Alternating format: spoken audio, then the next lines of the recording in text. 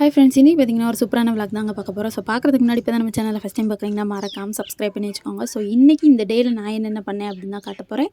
So வீடியோக்குள்ளே skip பண்ணாமல் பாருங்கள். வாங்க வீடியோக்குள்ளே போகலாம். ஸோ மார்னிங்கே பார்த்தீங்கன்னா தலைக்கெல்லாம் குளிச்சுட்டு பக்காவாக ரெடி ஆகிட்டு, ஸோ இன்றைக்கி பார்த்தீங்கன்னா வெள்ளிக்கிழமை இல்லையா, அதனால் ஸோ இன்றைக்கி எங்கள் வீட்டில் பார்த்தீங்கன்னா மொச்சிக்காய் வாங்கியிருந்தாங்க காலையிலே. ஸோ நானும் எங்கள் வீட்டு பக்கத்தில் உள்ள குட்டியும் தான் உரிச்சிட்டு இருந்தோம். ஸோ செம்ம காமெடியாக இருந்துச்சுங்க. அவன் என்னை பார்க்க, நான் அவனை பார்க்க, சும்மா செம்ம ஃபன்னாக போயிட்டு இருந்துச்சு. ஸோ அப்புறம் பார்த்திங்கன்னா இன்றைக்கி சாப்பாடு எதுவும் பண்ணலை, அதனால கடையில் தானே வாங்கியிருந்தோம். என்ன வாங்கியிருந்தோம்னு பார்த்திங்கன்னா இட்லி தான் வாங்கியிருந்தோம். ஸோ நல்லாவே இல்லைங்க, ரொம்ப இதாகிடுச்சு. ஏன்டா வாங்கணும் அப்படிங்கிற அளவு ஆயிடுச்சு. ஸோ இருந்தாலும் வாங்கியாச்சு, அதை தான் சாப்பிட்டாகணும் அப்படின்ட்டு நானும் சாப்பிட்டு அப்புறம் பார்த்திங்கன்னா கிளாஸுக்கு கிளம்பணுமே அப்படின்ட்டு தலையை சீவிட்டு இருந்தேன். ஸோ இன்றைக்கி பார்த்திங்கன்னா எங்கள் மம்மி கொஞ்சம் பிஸியாக இருந்த காரணத்தினால் நானே தலையை சீவிட்டேன். ஸோ எப்படியோ கஷ்டப்பட்டு நானே சீவிட்டேங்க. ஸோ அதுக்கடுத்து பார்த்திங்கன்னா நானும் கிளம்பிட்டேன். ஸோ இன்றைக்கி என்னோடய ஃப்ரெண்டு லீவு, அதனால் நான் மட்டும்தான் சிங்கிளாக போக வேண்டிய வேலை இருந்துச்சு.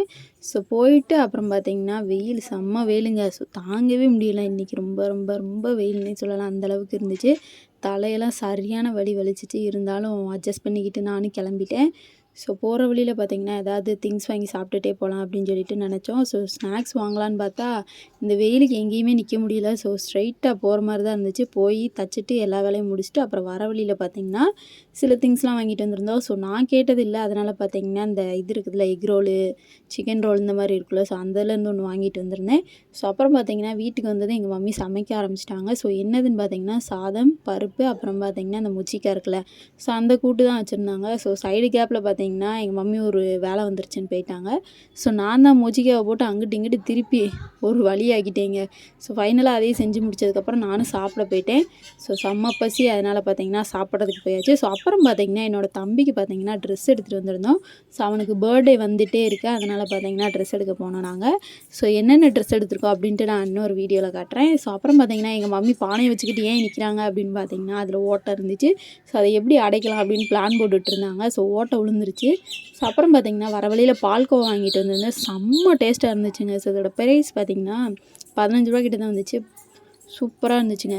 ஸோ அப்புறம் பார்த்திங்கன்னா மறுபடியும் கடைக்கு கிளம்பிட்டோம். எதுக்குன்னு பார்த்திங்கன்னா ஸ்லிப்பர்ஸ் வாங்க தான். ஸோ எனக்கு எங்கள் மம்மிக்கும் வாங்குறதுக்கு தான் போனோம்.